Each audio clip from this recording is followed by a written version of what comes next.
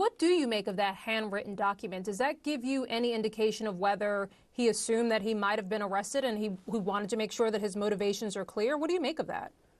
Well, I mean, but who knows? I mean, when you look at the Unabomber, I mean, the manifesto that he left behind, I mean, there is a way of them expressing their own frustrations and so forth. I haven't read it, haven't seen it. I don't know what's in it, but the chief of detectives from New York mentioned that, this is something that really did show that this person had a great deal of hostility toward corporate America and the insurance industry in particular. I don't know what was on his mind, but to still be carrying a gun and the silencer with him, for an example, and the fake IDs. I mean, you would think that that would be some of the first things you would get rid of, because he was clearly shedding evidence as he was going through. He got rid of the backpack. They still haven't found the e-bike. We assume that he had tossed the gun somewhere, but apparently he still had it on him. So, who knows what's going through his mind, but it wasn't very smart to keep that on his person. As we learn more, Commissioner, about this person, I'm curious if there is even a profile for someone who is allegedly committing a crime like this. But do you find anything that we've learned about him surprising, whether it be that he was valedictorian of his school? I mean, anything about his background that we've learned thus far come as a surprise to you? Well, I mean, not so much. Again, I go back to the Unabomber, who was, a genius in a lot of ways, and yet he was responsible for all those murders that took place. And so that by itself is not a determining factor, but I'm sure that the behavioral science unit down at the FBI in Quantico will be taking a lot of time with this individual to really do an in-depth psychological profile of this individual. And that's really what's needed. Everything at this point right now is just speculation. The good news is he's in custody, and that's really what matters right now. And they've got to build a case because they still have a trial. And hopefully this brings some level of relief to the family, although you can never replace someone who you lose like this in such a horrific manner. Yeah, in such a public manner as well. Charles Ramsey, appreciate your insights today. Thank you. Thank you. Now to our other major story, Syria's uncertain future after the fall of President Bashar al-Assad. The prime minister under Assad has agreed to hand over power to the rebels. The ousted prime minister met with Abu Mohammed al-Jalani. That's the leader of the main rebel group, HTS.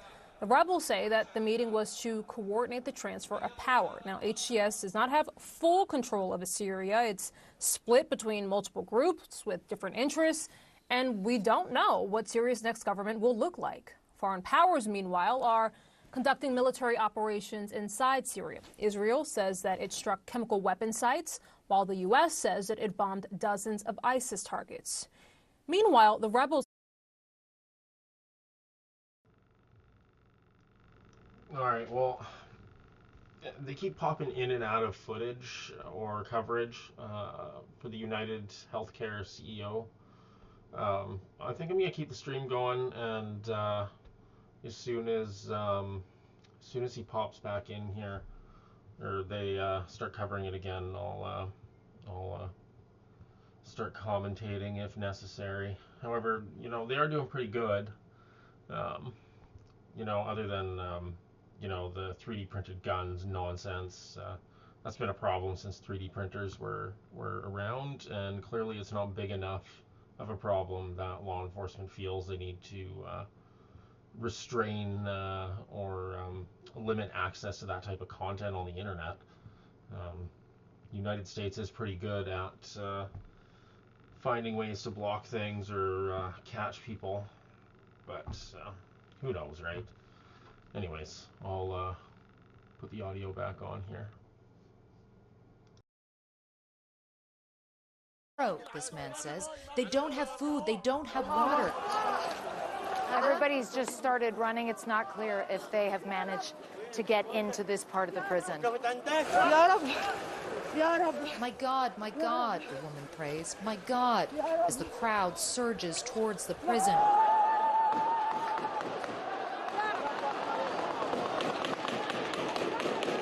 So it looks like they think that they have managed to get access. A lot of celebratory gunfire, people now just flooding in. After the initial jubilation, an agonizing wait for confirmation from the rescue workers. Many here have been waiting for decades. Hope was something they didn't let themselves feel until now. Rescue workers with Syria's white helmets break through the concrete looking for a way in. No one is certain where this red section is, or if it even exists. Inside the prison, family members are searching too. You can see people everywhere just combing through all the papers and records they can find, looking for names, seeing if maybe their loved ones are there.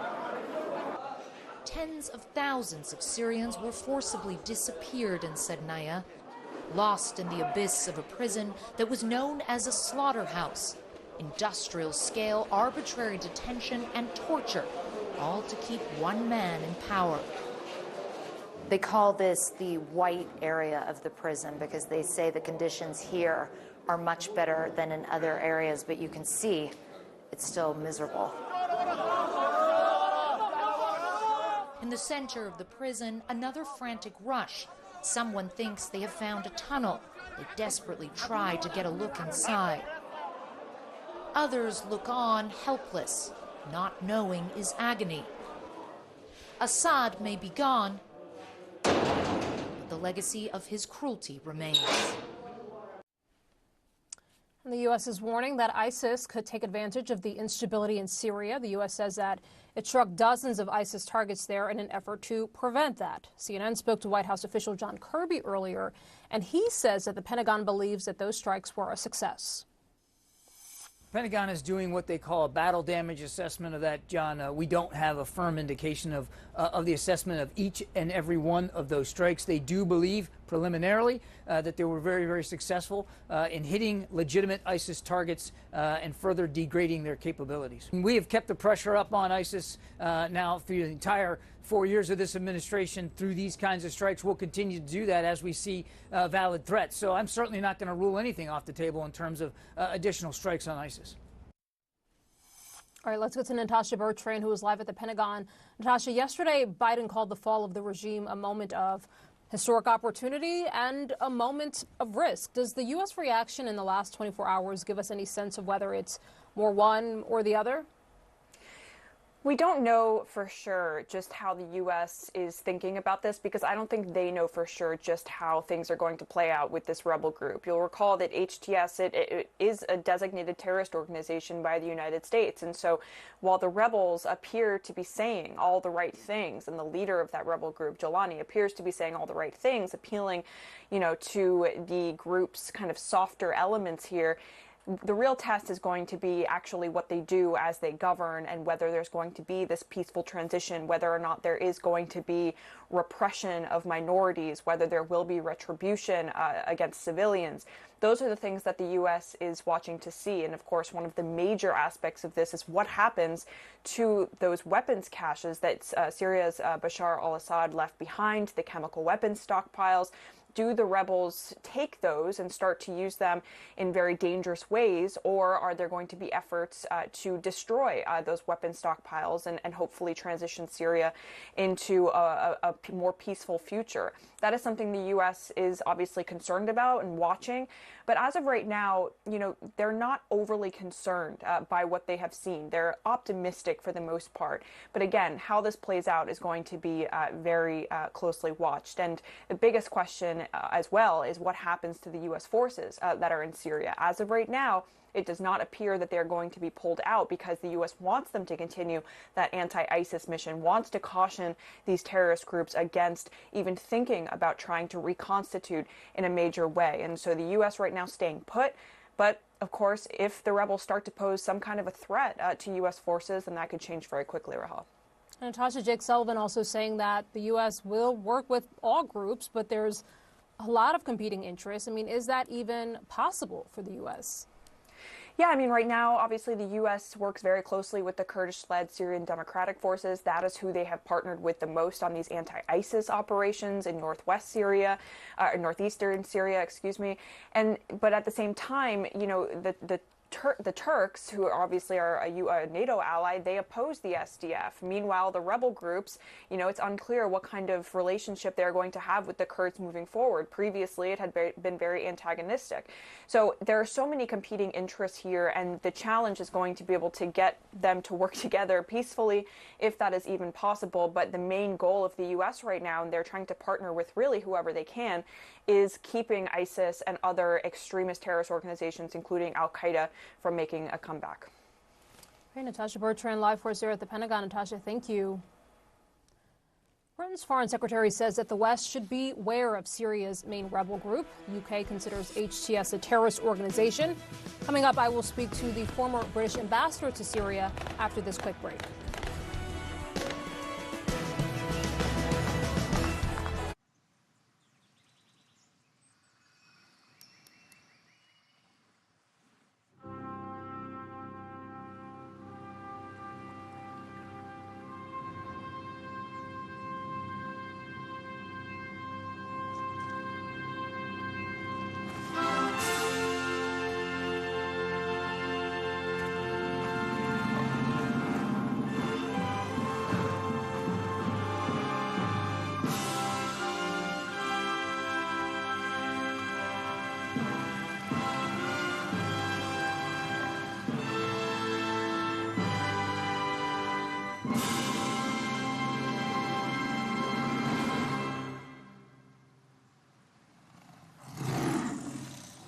It's time to bring harmony back to the forest. Please join us. Save the tigers.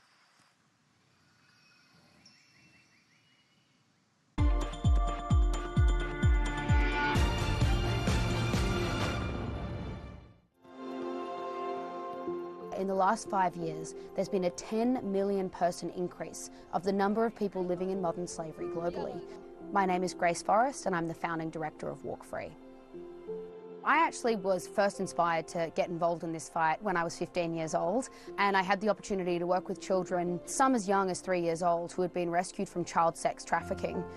I went back and actually lived in Nepal some years later and worked for a survivor leader, Anuradha Kerala, who won a CNN award many years ago, and had the privilege of working under her with survivors of modern slavery.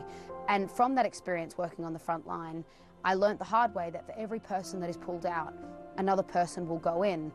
Modern slavery is sadly one of the most profitable organised crimes in the world, and it was from that experience that we founded Walk Free, which is an international human rights organisation focused on the eradication of modern slavery in all its forms in our lifetime. It's an incredible honour to receive the Freedom from Fear Award, an award and an organisation, the Roosevelt Foundation, that has such a rich history in international law and human rights. Freedom from fear itself is usually around categorising the protection of civilians in conflict, and I think it's incredible that they have given the platform to the area of modern slavery, where frankly, their freedom from fear is most categorised as not having their freedom to choose.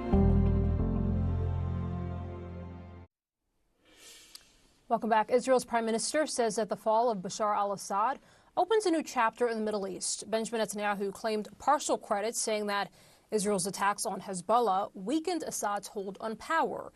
He also insisted that Israel will maintain control of the Golan Heights, which were captured from Syria in 1967. Jeremy Diamond visited the Golan Heights and has more on the reaction there.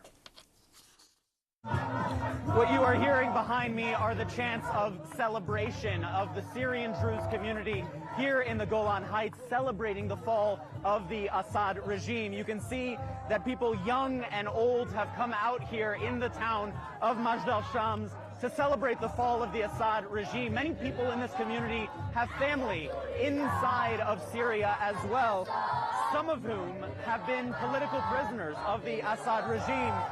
You can see here this woman, Hauda Audatale. Her nephew was imprisoned 14 years ago by the Assad regime. He was a political prisoner. She and her family were told that he died in prison, but they don't know for sure. And they are holding out hope that as these political prisoners are being liberated, that perhaps there is a chance that her nephew is still alive.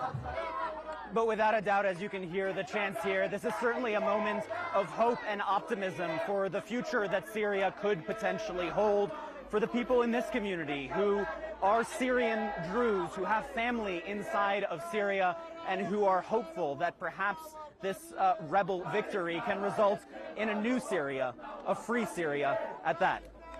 Jeremy Diamond, CNN, Majd al-Shams, Golan Heights. And Bashar al-Assad and his family are now in Russia after being granted asylum in Moscow. The Kremlin remains silent on Assad's exact whereabouts. A spokesperson says that right now there are no meetings scheduled between Assad and Russian President Vladimir Putin, a longtime staunch supporter of the regime. CNN's Fred Pleiken has more now from Moscow. The Russians admit that they were surprised by the events quickly unfolding inside Syria. Spokesman for the Kremlin, Dmitry Peskov, saying he believes the whole world was surprised how quickly Bashar al-Assad was ousted from power and forced to leave Syria and come here to Russia. The Russians also saying that it was Vladimir Putin himself who signed on Bashar al-Assad and members of his family being able to come here and being granted asylum inside Russia, as the Russians say, for humanitarian reasons. Now, of course, for the Russians, all of this could have very big repercussions. At the same time, the Russians do understand that there is a new reality on the ground in Syria. As of this morning, the flag of the Syrian opposition flies above the embassy here in Moscow. And we asked here at the embassy, and folks here told us that the embassy is actually working as normally, even though the transition in Syria is already very much taking place. For the Russians, however, they were one of the biggest backers of the Assad regime and, of course, still have major military assets inside Syria as well. They have an air base in Khmeimim, close to Latakia, which is very important for them, not just for air operations in Syria, but also to project power into the Mediterranean and even all the way into Africa. And, of course, they have a major naval base in Tartus, and just last week conducted big naval exercises firing some high-powered missiles from ships inside the Mediterranean Sea. The Russians admitting that for them it's unclear what the future of those military bases will be. They say a lot of that depends on who will have power in Syria in the future. The Russians say that their forces inside Syria are on high alert, but at the same time also say that it is calm outside their bases. Fred Pleiken, CNN, Moscow. I want to welcome in now Peter Ford, who is a former British ambassador to Syria. Ambassador, great to have you today. Thank you for being here. It's a pleasure. You've called this moment a geopolitical earthquake. Talk to us about who the biggest losers are from your vantage point. Well, the biggest losers are the Syrian people. Your pictures showed apparent rejoicing in one area of Syria, but it's a pity those cameras were not in some other areas where there is weeping and gnashing of teeth. In the Christian areas, the Alawite areas, the Kurdish areas, among secular Sunnis, there is despair because they are now in the hands of ferocious, jihadi, hardcore terrorists. Do not be deceived.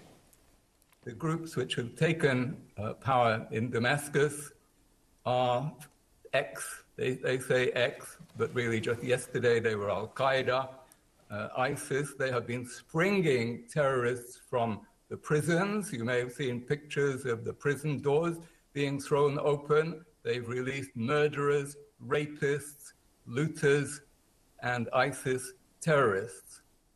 Just today, shame he didn't have cameras in the big central Umayyad mosque. You would have seen jihadis swearing to march on to Jerusalem. No, do not be deceived by some of the rejoicing, the genuine rejoicing taking place among celebrities, but they are only half of Syria. There's another Syria which is in despair. So what does the U.S. and what do Western allies of the U.S. Now do? I mean, Biden has called this a historic opportunity. What now for them? Well, the opportunity, the main advantage has already been pocketed. Assad has gone. The Russians are discomfited. The Iranians are discomfited.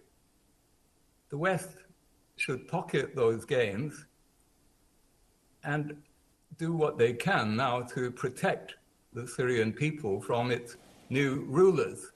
And they should do that by not rushing to normalize with these people. These are jihadis.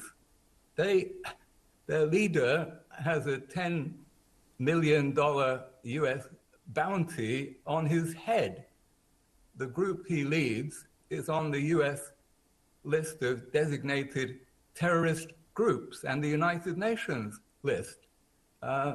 You have to sup with these people with a very, very long spoon and must condition the slightest step towards normalization upon their, first of all, behaving gently with the minorities, the Christians, the Druze, the Kurds, the Alawites, the Shia, the many, many minorities in the mosaic of Syrian society.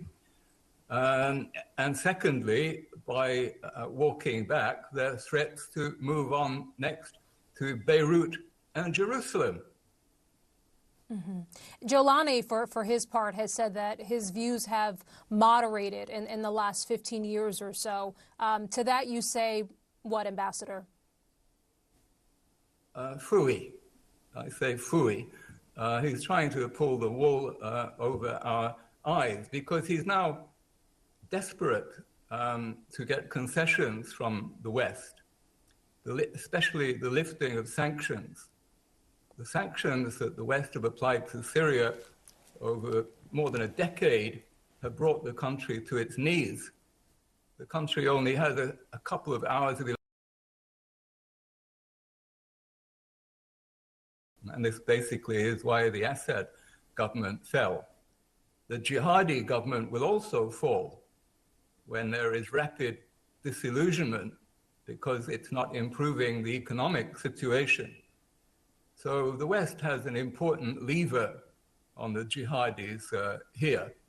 They must transition to a genuinely civilian government and respect the safety of minorities before there's any move at all towards lifting sanctions. And we don't need these people now. They have achieved what the West wanted, getting rid of Assad, striking a blow at Iran, discomfiting the Russians. We don't need these people, but we do need to protect the people inside Syria and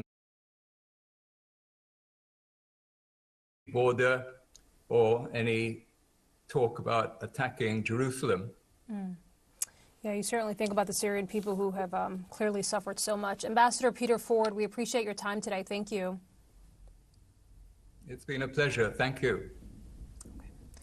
And when we come back, we're going to have more on the arrest of a 26-year-old suspect in the shooting of a health insurance executive, including a report from the town where police found him. We'll be right back.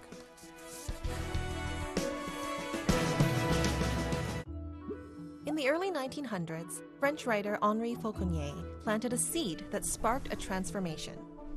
Today, Malaysia produces nearly 25% of the world's palm oil, ranking second globally.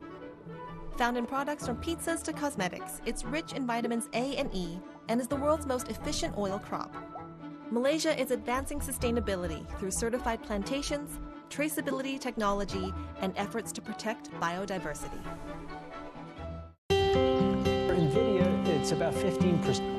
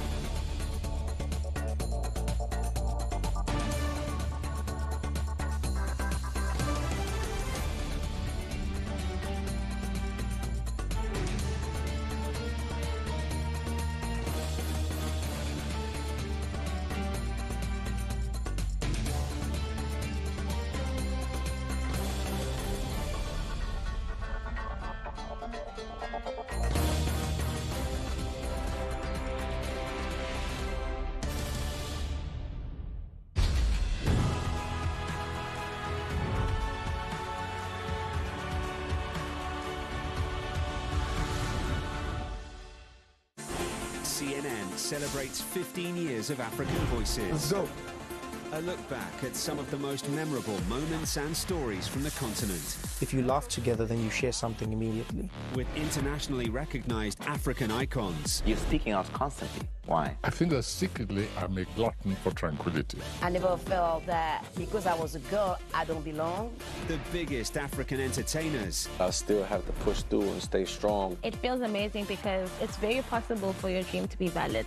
And most inspirational African athletes. There's so much talent in Africa that, the more eyes we get on us, the more we're going to have these talents coming out of different places. Champions of Africa's diverse talent and culture. In whatever space I find myself, I want people to see me and be happy. That lend their voices to make real change in their communities and beyond. This is African Voices Changemakers, 15 years and counting, in association with Glow. This is CNN. More people get their news from CNN than any other news source. Welcome back, and returning to our top story, a suspect in the murder of UnitedHealthcare CEO Brian Thompson is under arrest on gun charges. New York City police have identified the suspect now as 26-year-old Luigi Mangione. He was taken into custody at a McDonald's restaurant in Altoona, Pennsylvania, which is roughly 4 hours away from New York City. Law enforcement officials say that a McDonald's worker recognized him from pictures like these.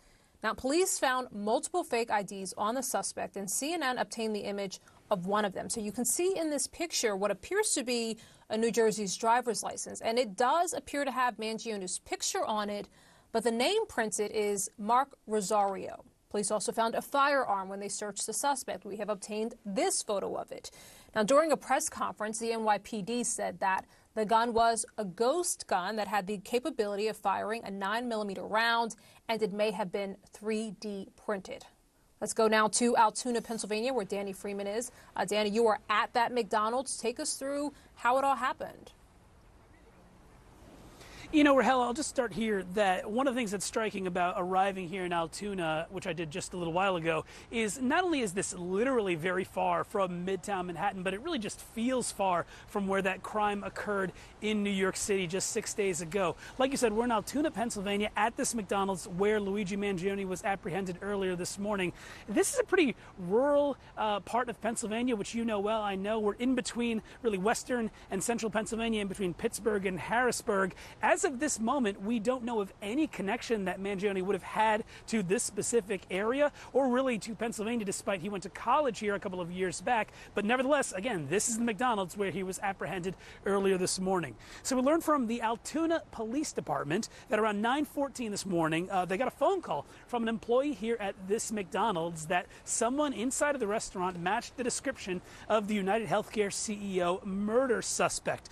At that point, Altoona police, they arrived here on the scene and they found Mangione, who was just sitting here and eating. That was according to the New York Police Department. They spoke with him at the restaurant here. They ultimately apprehended him on unrelated charges, but ultimately they found in his bag or on his person a ghost gun, a suppressor or a silencers, like you noted, Rahel, because you just showed the picture of that gun. They also found a number of fake IDs and, of course, this manifesto that we've heard from so much about from CNN's John Miller and others as well. Now, importantly, Rahel, though, like I said, he was arrested here on other unrelated gun charges, not for the ultimate murder yet of Brian Thompson, the UnitedHealthcare CEO. And that's important because right now he's being held by Altoona police and New York Police Department detectives have actually just in the past hour or so arrived here on the ground in Pennsylvania. They're going to then take a shot at interviewing him, crossing their T's and dotting their I's before they hope that New York officials, the New York DA's office, comes with an arrest warrant, and a process then can begin to potentially extradite this suspect from Pennsylvania to New York. But again, we still have a number of questions. Like I said, why predominantly was he ultimately here in Altoona? And also, and this has been spoken about a lot over the past couple of hours, why when he was caught here 5 hours away from New York City did he still have so much evidence on his person for police to find? Is it because he was not anticipating being caught, or maybe he was anticipating being caught, whether here or somewhere else down the line? So that's the latest here. Again, an incredible story. all resulting in the end of this manhunt thanks to a McDonald's employee who made a phone call right behind me. Rahel? Yeah, a very observant McDonald's employee. Danny, talk to us about, clearly multiple law enforcement groups were involved in this. Talk to us about the collective effort that went into finding the suspect. Listen, Rahel, this has been a multi-day, multi-law enforcement process. Of course, it started predominantly in New York City, but that has gone on for a number of days. We reported that law enforcement officials from New York went down to Atlanta because at one point there was this question of if the suspect arrived on a bus from Atlanta to New York City ahead of this shooting and killing of this healthcare CEO. Then there were also divers as early as the past 48 hours in Central Park looking for other evidence items in there. We heard from the NYPD in a press conference earlier that there were federal, state, local law enforcement partners all out there searching for this suspect.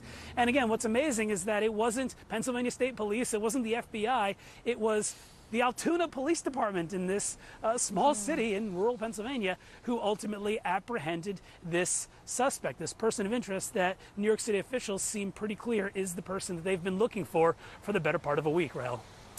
You know, Danny, it's such an interesting point you made at the top there that Altoona is not only pretty far from Midtown Manhattan, but it's a pretty rural, small city, as you said, between central and western Pennsylvania, which really makes you wonder, why Altoona?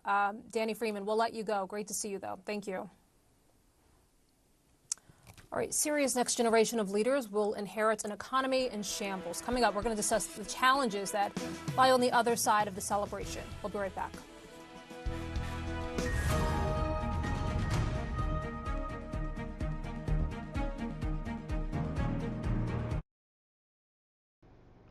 All right, well, nothing new seems to be happening, so I'm just going to leave it going for a little bit longer. Hopefully something new comes out. If not, I'll end the stream, but I'll jump on and let you know.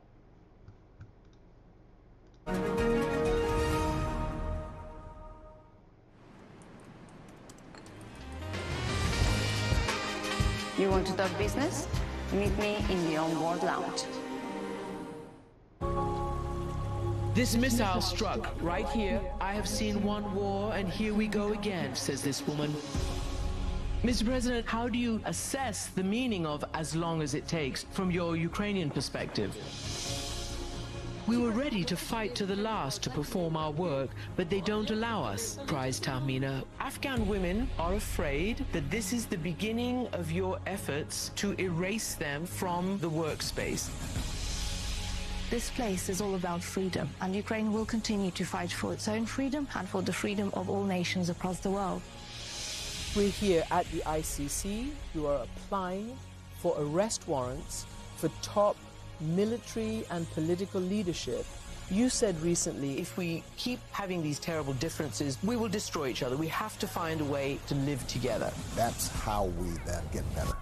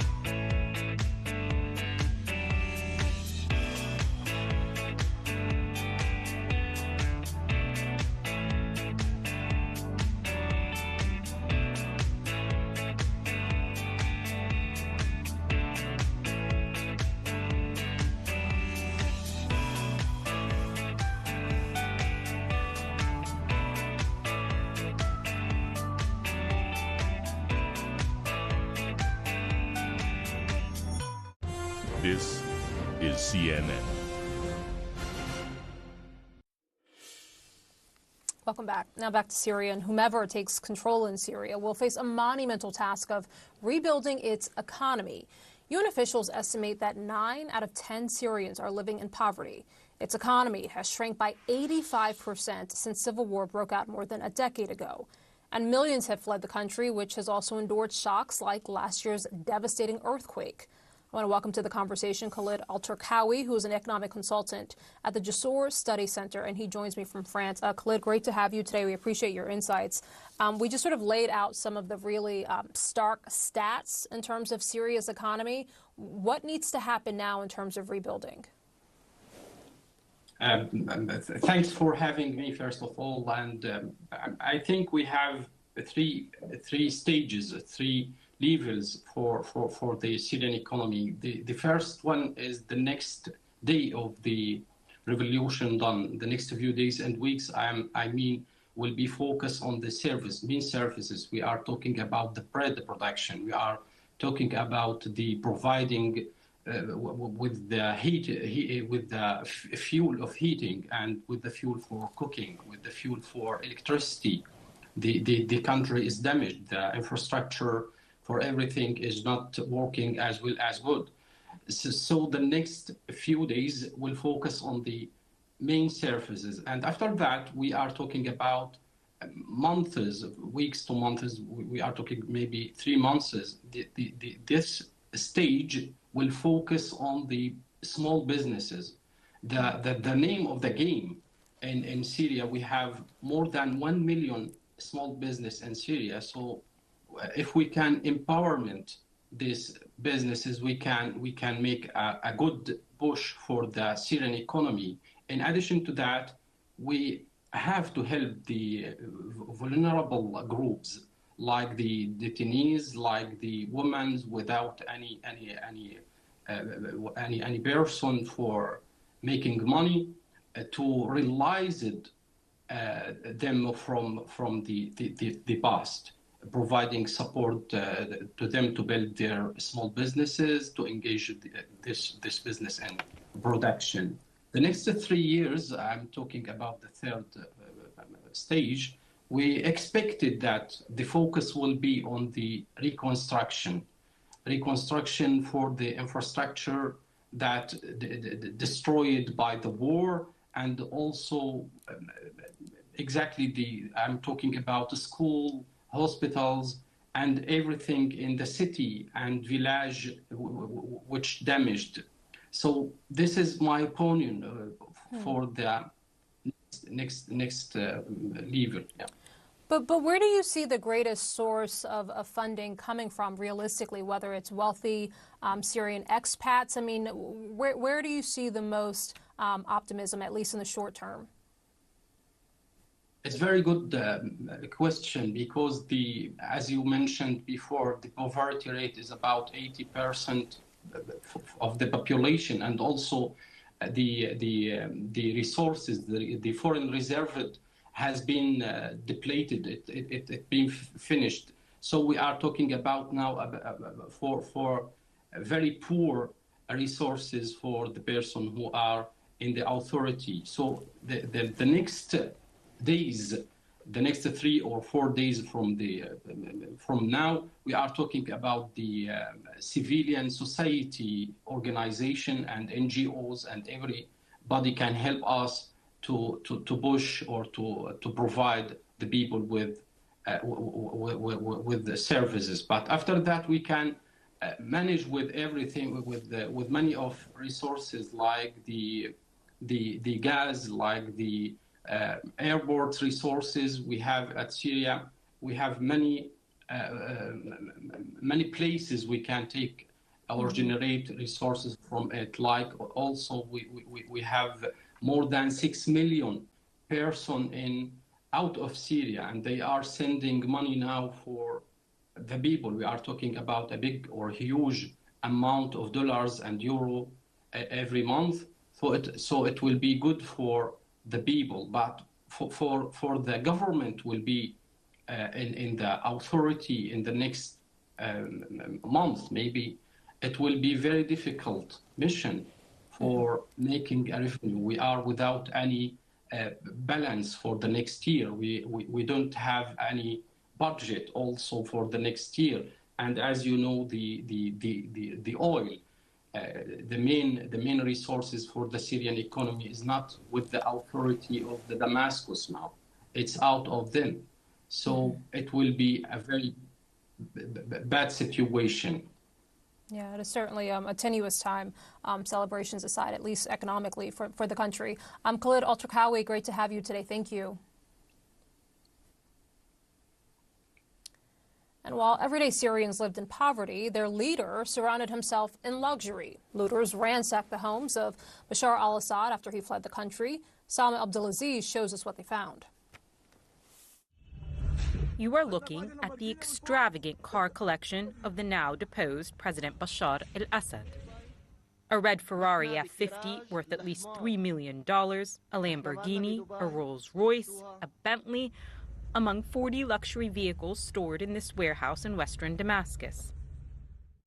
Proving to Syrians what they already believed to be true, that while Assad bombed and brutalized his people, his family reveled in vast wealth. Inside the presidential palace, more signs of luxury.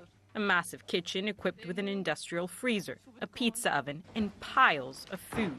In a country where most go hungry every day. The woman behind the camera reads from what appears to be a draft menu for the former First Lady. The Madame's food, she says. She hates spinach. Tomorrow we will make her salmon or latakia fish. Vogue magazine infamously dubbed Asma al-Assad a rose in the desert, mere months before her husband used brute and barbaric force to crush a revolt against his dictatorship. But as rebels swiftly advanced on the capital, the Assads were finally dislodged, fleeing to Moscow where they received asylum. Overjoyed Syrians celebrated in the streets and ransacked the regime's residences and offices, taking chairs, plates, clothes, whatever they could carry. Is this stealing? One person jokes. No, it's not, another laughs. Syrians have long accused the generational autocracy of pocketing hundreds of millions from the state. Festering corruption was one of the key grievances of the 2011 uprising. The Assad family is estimated to be worth $1 to $2 billion. Epic wealth maintained and cultivated while the regime killed, maimed, disappeared, and displaced millions. Syrians were plunged into a living nightmare. Some 90% of the population lives in poverty, according to the UN. I came to see what Assad forbade us from seeing. This woman says, we were only allowed to know poverty, deprivation, and suffering. Now clear for all to see the grandiosity of the presidential palace, the callousness of his reign, and the joy that Assad is finally gone. Salma Abdulaziz, CNN, London. All right, and coming up for us, Rupert Murdoch has reportedly lost his appeal to put his favorite son in charge of his media empire. We're going to have more on that story coming up next.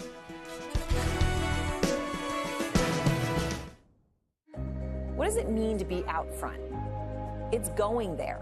We are just about 3 miles from the Gaza border. It's finding out something unexpected. I relish all of our conversations. It's context. The economy is by far the top issue for Americans in this election. Curiosity.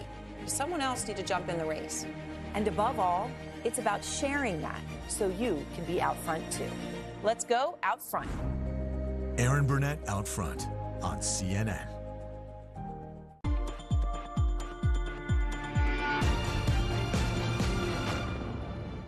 Literally millions today are trapped in modern slavery across the world, and millions of those slaves live in South Asia. My name is Jeff Pankratz. I'm the president and CEO of Justice Ventures International. Justice Ventures International, or JVI, is a justice partnership organization. JVI works primarily in South Asia, in India and Nepal. It really was this issue of modern slavery, seeing men, women, and children suffering in oppressive conditions in brick kilns, in agriculture, in rock quarries, in oppressive urban centers where young women were forced into the sex trade. And I am greatly encouraged as we work through this partnership model to see a growing movement expanding to take on this issue of modern slavery. And frankly, it's all different players from all different walks of life coming together, including those, of course, in media who are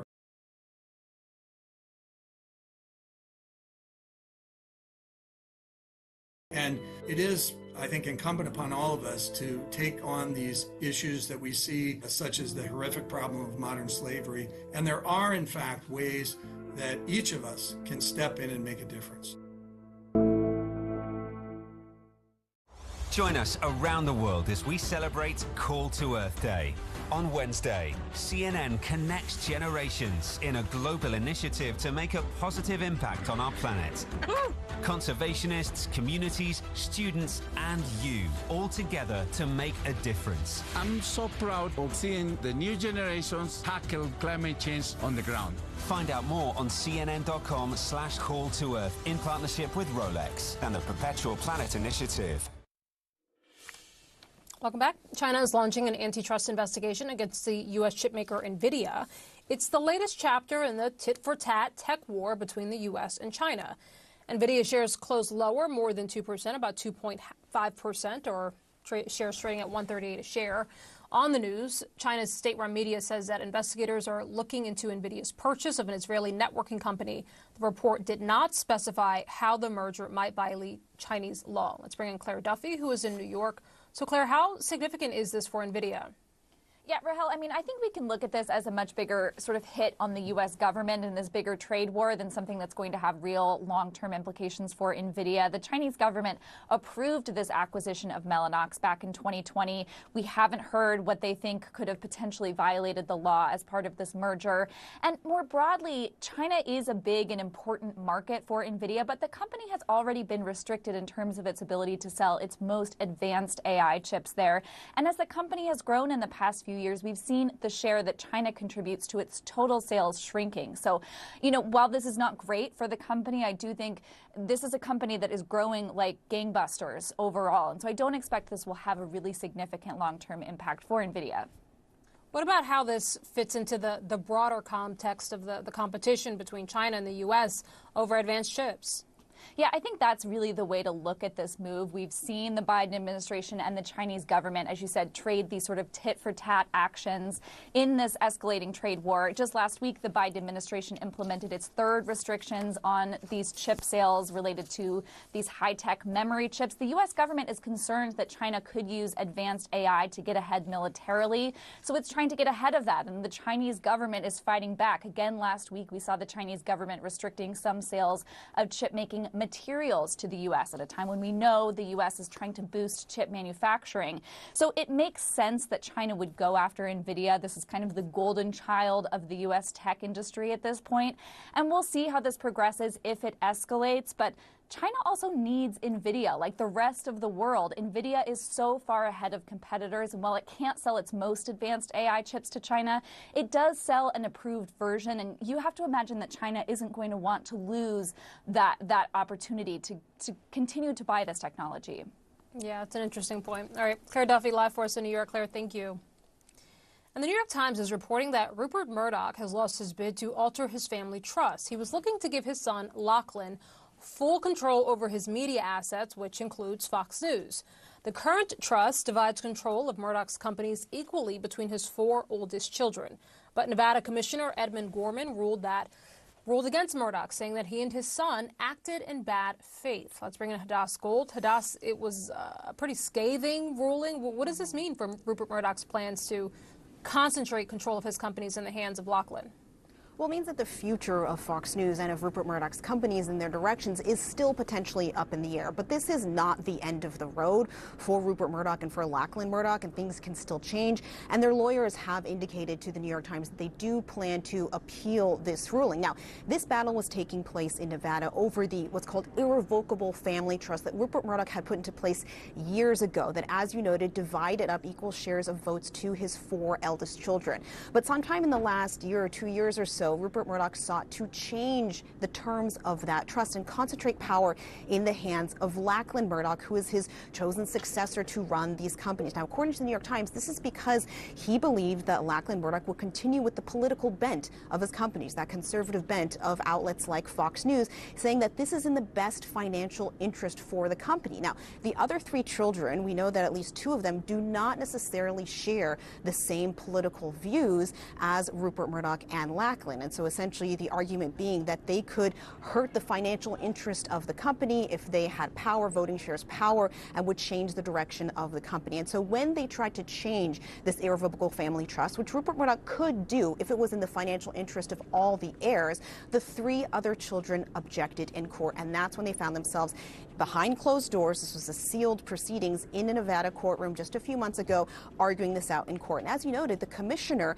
issued a very scathing denial of this attempt to change the irrevocable family trust. I'll read you some of these quotes. This is according to the New York Times. They're stunning. He says he called it a carefully crafted charade to permanently cement Lachlan Murdoch's executive roles, regardless of the impact such controls would have over the companies or the beneficiaries of the family trust. He also went after Lachlan and Lachlan's representatives, saying that they demonstrated a dishonesty of purpose and motive in abetting their plan. And there's even a more sort of fun bit in this. If you're a fan of the show Succession, which is of course based partly on the Murdoch family, that it was a sort of a situation of potentially of art influencing reality, because according to the New York Times, the Murdoch children had started secretly discussing the PR plans around the eventual death of their father.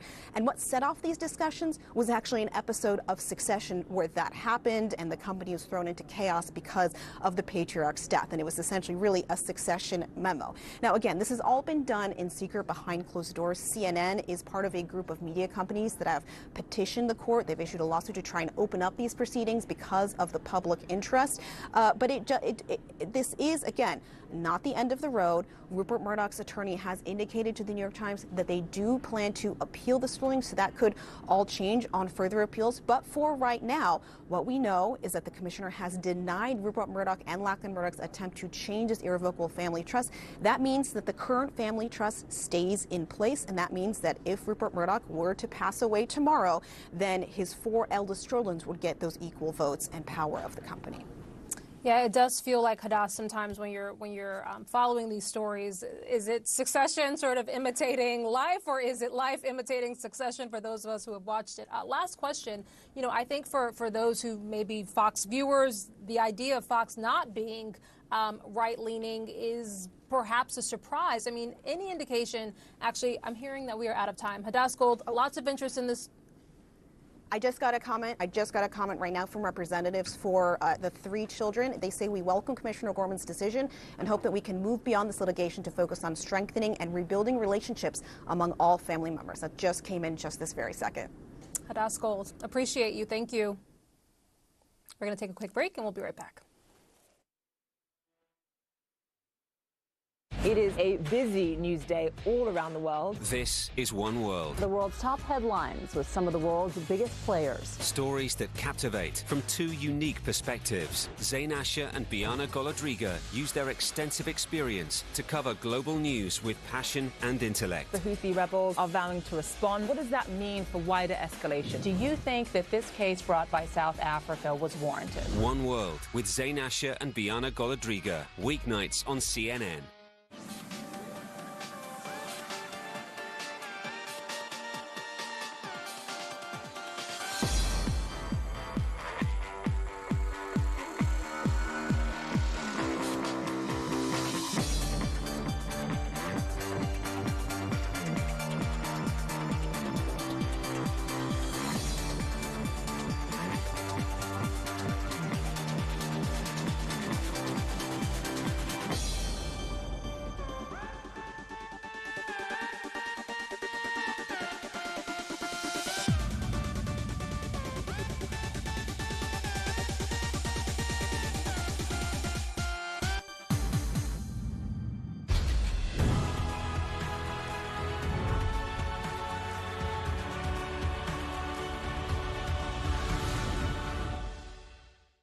Floods swept entire neighborhoods like this into the sea.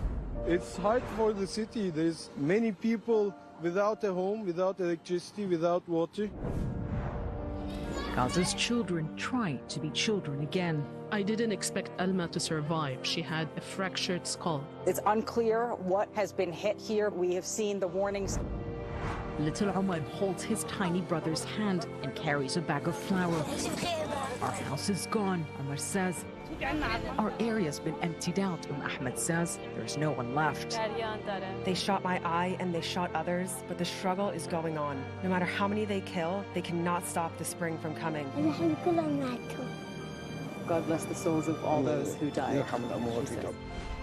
I can't imagine what it's been like for you growing up without your mother. We're not just here for our family, but for freedom and democracy.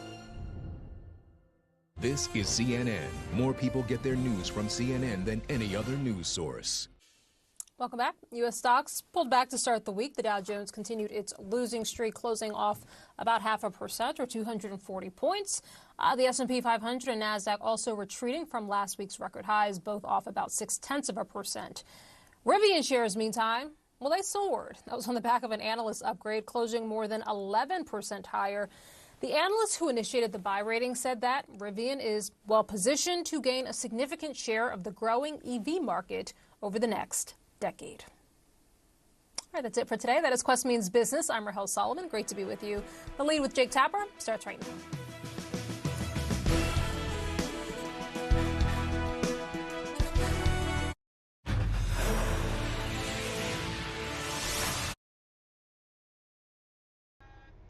All right, I'm hoping they jump into some more coverage here. No? Yeah, it looks like they are. Okay, I'll get the audio back on. Recovered by police earlier today when they detained 26-year-old Luigi Mangione. A New York police official say this is a ghost gun, meaning a handmade weapon that could have been 3D printed. It's not the only potential evidence police say they found on Mangione today after a McDonald's employee spotted him eating inside the restaurant and called 911. Police say they also found a multi-page document on the suspect, and a source says that document criticized the health insurance industry and included the lines, quote, "These parasites had it coming," and, quote, "I do apologize for any strife and trauma, but it had to be done," unquote. A private memorial is being held today for UnitedHealthcare CEO Brian Thompson, according to a source. Thompson was on his way to attend his company's annual investor conference when he was shot and murdered last week in New York. Let's go straight to CNN's Danny Freeman, who is live for us outside the McDonald's in Altoona, PA, where Mangione was taken into police custody just hours ago. Danny, do investigators know how he ended up in Altoona? And Jake, that's still one of the biggest outstanding questions that we're hoping to learn. What brought 26-year-old Luigi Mangione specifically to Altoona and specifically to this McDonald's behind me? I'm going to show you just really... Looks like we're having problems with our satellite. Midtown Manhattan, where that crime... Let's go back to Danny. Jake? Danny, okay, yeah, so you broke up for a second, Danny. Go ahead, start again. Oh, got another hit. No, I was just going to say... Oh, maybe? Can you hear me? No, go ahead. Go ahead. We can hear you. Yeah, so Jake, I just want to describe to you where we are. So this is the McDonald's right here where Luigi Mangione was apprehended by police. Altoona police, they said that at 9:14 this morning, they received a call, like you noted, from an employee of this McDonald's, a female employee of this McDonald's, saying that someone saw who they believed to be someone who looked like the suspect in that UnitedHealthcare CEO murder. Altoona police arrived here, right to this restaurant. They came inside, they spoke with this man, and sure enough, they ended up apprehending him. Now, they arrested him for charges unrelated to specifically the murder. They arrested him on gun charges, but on his person, notably, as you noted, they found that ghost gun. They found that suppressor. They found fake IDs. They also found a manifesto. Much of that, I believe, our colleague Bryn Gingras will get into in just a moment. But again, I just wanted to describe to you, ground station that's right in this immediate area, Jake. The Greyhound station is maybe about an hour's walk from this point, maybe about 10, 15 minutes of drive. There's a local bus station right here. The question still is, why this specific spot, and how did he get here at 9:14 this morning, where he was ultimately apprehended by local law enforcement officials, Jake? All right, Danny Freeman in Altoona, thanks so much. Let's go to Bryn Gingras in New York. And Bryn, you have some new reporting about a fake ID that was also allegedly found on Mr. Mangione.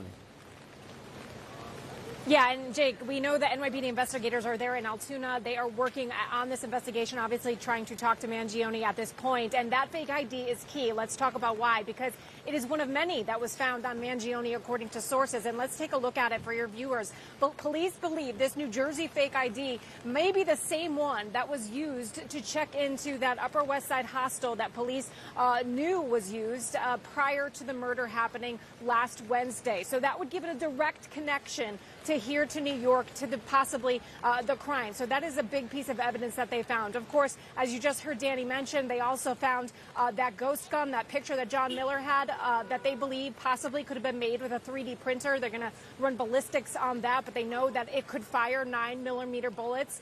And they also found a silencer, and that also was something very unique to this investigation. So investigators certainly are going to be looking at that handmade silencer suppressor as well to kind of see if there's a connection there. But it doesn't end there. Of course, there is so much investigation that is still being done at this point. We know that Mangione was carrying some sort of document, according to his sources, that really railed against the healthcare industry. Didn't name any names, didn't say Brian Thompson at this point, of course, a victim in this case. But certainly it is something that they are now looking into exactly what sort of strife he might have had with the healthcare industry. He said, as you mentioned, Jake, some of the phrases in this sort of document, quote, "The parasites had it coming." That was one line, and another was, quote, "I do apologize for any strife and trauma, but it had to be done." Jake, we know at this point investigators are still trying to make all the connections they possibly can, including trying to answer that question you asked Danny about how did he get to Altoona from New York City. But they're also, at this point, they're going to get him fingerprinted. You know that they are going to take his DNA once after this arrest, and hopefully they can make that connection as well to some of the evidence that was left behind very close to the crime scene, Jake. All right, bring Jen Grass to New York. Thanks so much. Let's bring in CNN Chief Law Enforcement and Intelligence Analyst John Miller, CNN Law Enforcement contributor and FBI retired supervisory special agent Steve Moore. John, we showed the photo of the gun that you were able to obtain from your sources. What else can you tell us about this weapon and what investigators will do with it now? Well, this is a ghost gun, which means somebody ordered the parts and put it together. You can order these parts to be delivered to, your home, and then there are literally YouTube videos that instruct you on how to put it together. Next to it, you see the magazine, which looks like a 15-shot magazine, and this has no serial number. It just comes with the parts. It's not sold the way you would buy a gun in a gun store, where you'd have to fill out the forms, because the trick of this has always been, well, it's not a gun till it's assembled. Therefore, it doesn't have to go through the process, which is why it's been popular among not just people who like to build things and like guns, but also among criminals, gang members, and in this case, a self-appointed alleged hitman. So you have that. You have the suppressor, also homemade. And probably, Jake, the reason that the gun malfunctioned 3 times in a row as he was firing it at his target, because the silencer was probably pulling the barrel down. There's usually an adapter that you can use called the Nielsen device, which will fix that, which he didn't have. So this is going to be critical, because they will fire a bullet through this gun. They will look at the shell casing and compare the strike marks microscopically. They will match that to the shell casings on the scene and see if they were fired from the same gun. They'll do the same with the bullets and the striations if the markers are there. And this may be the proverbial, no pun intended, smoking gun that ties this suspect to the case after that testing. Otherwise, they will rely on the DNA and the fingerprints, and presumably, if all of these things match, they have a very strong case. But we won't know till those tests are done. Steve, what does it tell you that Mangione allegedly had all of these items on him? This ghost gun, a fake ID, this document in which he rails against the health insurance industry. What does that signify to you? tells me that he's moving with everything he has. He's not leaving anything behind. He doesn't have a stash place or a place where he's living right then. He's very mobile, and so he's keeping all those things that he wants, that he believes are absolutely necessary to him. He's keeping them with himself because he's not going back to the last location. The other thing is I'm familiar with Altoona and that area, and I believe from what I've read that he said he was or was a student at Penn State. Well, Altoona is just about 40 minutes from Penn State. And frequently what you find with fugitives like this is after a few days, they start to need help. They start to need a familiar place so they can operate a little bit better and possibly even get some help. My guess is he went to Altoona because it was close to Penn State, but it was also likely familiar to him. So right now we're looking at what is apparently a fake ID. Can we put that back up, guys? Control room, the fake ID. The suspect's name is Luigi Mangione, but this ID identifies him as Mark Rosario, just in case there was any confusion out there. This is one of several fake IDs that he allegedly had on him, according to law enforcement. Steve, were you surprised that New York police did not have the name Luigi Mangione until he was taken into custody and until the McDonald's employee spotted him and called 911? Yeah, I'm very surprised at that because the mayor of New York said they did have the person's name. Also, I'm surprised that he was in possession of what we thought in the beginning, a Glock-type ghost gun, because the police had released officially or unofficially that it was a one-shot assassination type gun. So there was some, I assume it was mistakes and not intentional, but there was a lot of information that came out from the police that turned out not to be accurate. All right, thanks to both of you. Don't miss out on a CNN special report tonight. Laura Coates and her team are working on new reporting for Captured, Arrest in the CEO Manhunt, which airs at 11 p.m. tonight, only here on CNN. So much more on our breaking news coming up, including the clues to a possible motive in this case and the incredibly strong social media reaction we've seen since the initial. Okay, so at 8 o'clock Pacific Standard Time, they're going to be streaming that quickly put together documentary they've done. So I will be streaming that for everyone. So at 8 o'clock Pacific Standard Time, I will be streaming that CNN documentary. Grounds to believe that alleged war crimes have been committed. Have compassion. That's real trauma, what you have been through. Seek truth. Is Israel in full control of its territory? And go where the search for answers takes you. Anderson Cooper 360, Tuesday through Saturday on CNN.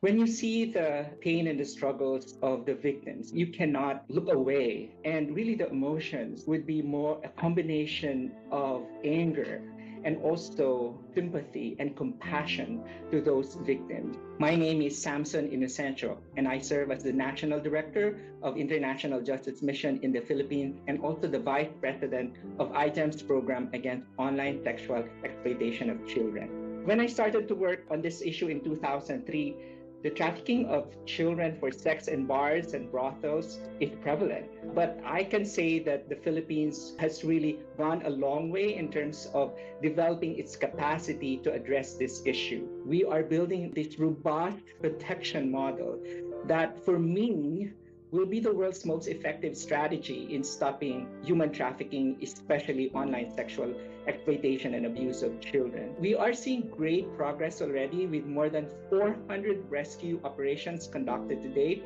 resulting in the rescue of more than 1,300 victims and children at risk, and more than 200 suspects arrested. Addressing this issue in the Philippines is really just one side of the problem. This issue is an issue of supply and demand. So we really need a global response to end this crime. A mission high in the Peruvian Andes. My dream was to plant millions of trees, and I'm not going to do it alone. Gracias. to revitalize the land of the Incas with biologist Constantino Auca-Chutas. All together, we are going to work reforesting and protecting the main watershed. This is a story about inspiring change and connecting generations. Everybody's united for one tree, this tree. Call to Earth, Restoring the Andes, Wednesday on CNN. Journey to the spiritual heartland of Japan. Wow, look at that. A place of legends and ancient traditions. I've never been anywhere like this before. Of healing and adventure. From the mountains to the sea, we explore Japan's key peninsula. Join me, Will Ripley, as we see why the journey matters. Only on CNN.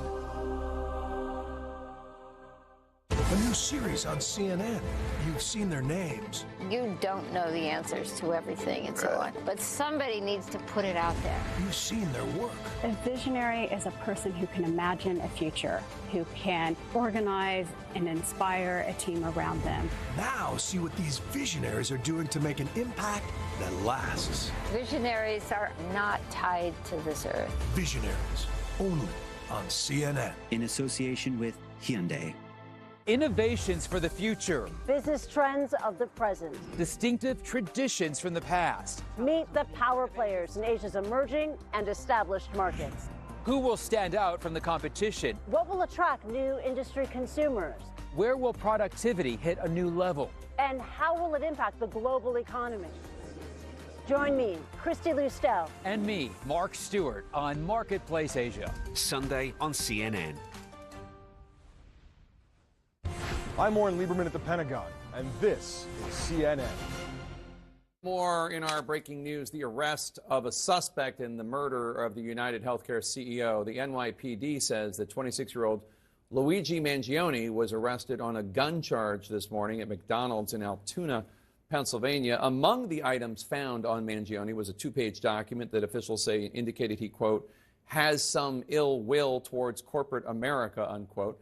A police official who has seen the document said it rails against the health insurance industry and suggests that violence is the answer, and specifically contained the following lines, quote, these parasites had it coming, and, quote, I do apologize for any strife and trauma, but it had to be done, unquote. While we do not know whether the document specifically mentions UnitedHealthcare, we do know the killing last Wednesday has unleashed a flurry of anecdotes of individuals denied insurance claims, some cases matters of life and death, perhaps also bottom line decisions that felt to the patients, the customers, compassionless. Lift this knee. Can you move that ankle? Now I'll help you to the bathroom. I had to give her haircuts and showers, and until you've had to do that with your own mother, you can't know what it's like. But to UnitedHealthcare, she was a number. She was a dollar amount. $90 billion in profits. And anyone on here who is saying, oh, all of you commenters have no compassion for him, you're right. We don't. He had no compassion for us. Let's bring in CNN's Claire Duffy, and CNN's John Miller is still with us. And Claire, this has really exposed the extent to which so many Americans are frustrated with health insurance companies. And obviously, no, none of us support murder. None of us think that violence is the answer, but these are real struggles. Yeah, Jake, it is interesting because normally when we see this kind of public display of violence, the response on social media is one of support and sympathy, but that has not been the case here. One of the examples that really stood out to me was this Facebook post from UnitedHealth expressing sadness over Thompson's death. It got tens of thousands of emoji reactions, and most of them are laughing emojis. I think what we're seeing is this sort of bubbling up of the pent-up anger and frustration that so many Americans feel over the healthcare and health insurance industries. And we've seen a lot of these stories, people sharing of, as you said, being denied health care claims. And that is one of the things that experts say is often the root of people's frustration with their health insurance. There was a study last year that found that a majority of Americans, 58%, experience some problem with their health insurance over the course of a year, often including claim denials and pre-authorization issues. And of that 58%, 15% of those people experienced actual negative implications for their health. These denials can cause anxiety. They can delay treatment. So I think what we're seeing is this general sense from many Americans who feel like these companies, although I'm sure the companies would sort of quibble with this depiction, but that these companies are prioritizing profit over the people that they're serving, Jake. And John, this obviously theoretically goes to motive. Based on what you're learning about the document police say was found with Mangione, this two-page manifesto, how will investigators determine whether his feelings about health insurers were actually the factor? Well, the letter certainly, as much as we know about it, seems to spell that out, talking about profiteering and the words that were on the bullets, which is deny, delay, depose, talking about the litigious nature of and the slow rolling of claims payments and so on. So it appears there. But I would also say, having done a pretty good sweep of his social media activity, internet activity, and, the places where we can see him interacting with others, this doesn't seem to be an out front theme. You asked a couple of times before today, did police have his name? How did police not have his name? And police did not have his name because he just wouldn't have been on that radar beyond this. This was a result of literally thousands of hours of reviewing video by hundreds of cops who pulled those tapes by going block by block, store by store, building by building, camera by camera, until they assembled, all these hours and found that one moment when the mask was down. Before that, the moment in Starbucks. After that, the moment in the taxi, till they had enough images till somebody, a woman in a McDonald's who worked there, said, I think that looks like the guy. That's the only reason they had his name, not because he was in the DNA database. He wasn't. Not because he had a criminal record and his prints would have popped when they took him from the phone, because he isn't. This guy was a ghost. Yeah, incredible work by the police and incredible work by the public. And let's also mention the news media getting the photographs out there. That too. The people seeing it. We have just learned that we will see a preliminary arraignment tonight in Pennsylvania at 6 p.m. Eastern, which is less than an hour from now, and Mr. Mangione will appear in person. Claire Duffy, John Miller, thanks to both of you. Coming up next, so many questions about what happens next in Syria after rebels toppled the Assad government. We're covering the story in a way only CNN can, from inside Syria, inside Russia, and at the Pentagon. That's in moments. Stay with us. All right, so as you heard Jake Tapper say, he's going to be arraigned in roughly an hour. So we're going to stay tuned for that. In the meantime, we're going to get some Syria updates on Bashar al-Assad fleeing to Russia with his family. And then it'll cycle back to the UnitedHealthcare CEO murder. So just bear with CNN and their slow-ass reporting.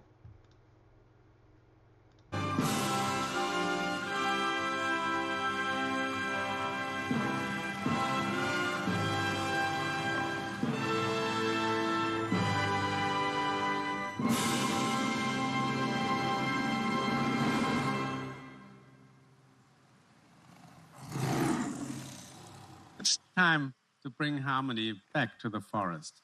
Please join us. Save the tigers.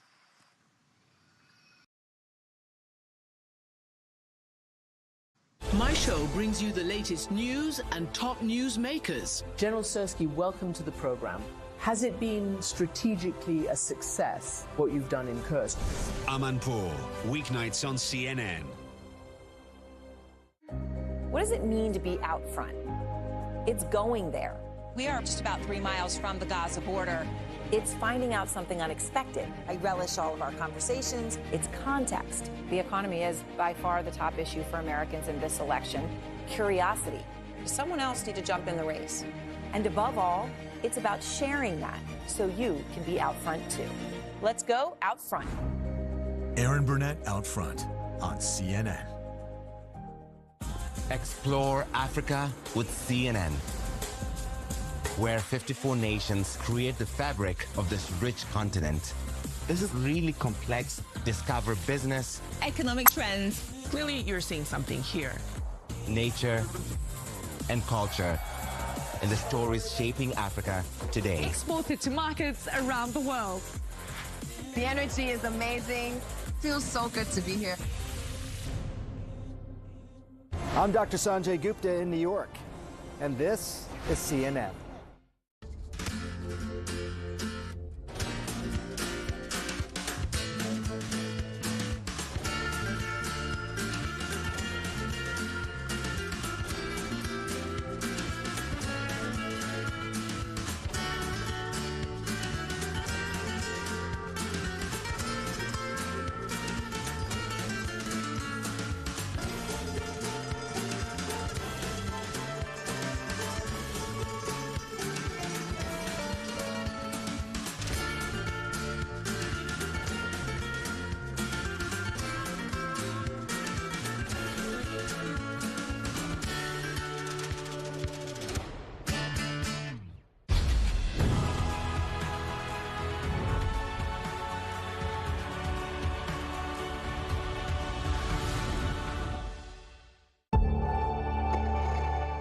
One sustainable startup is taking the waste out of wastewater.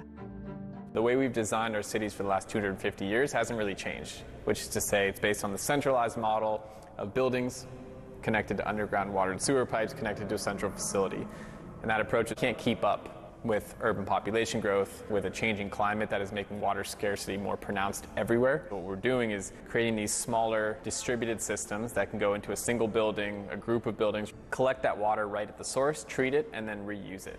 Epic Clean Tech is leading the charge for a water recycling revolution.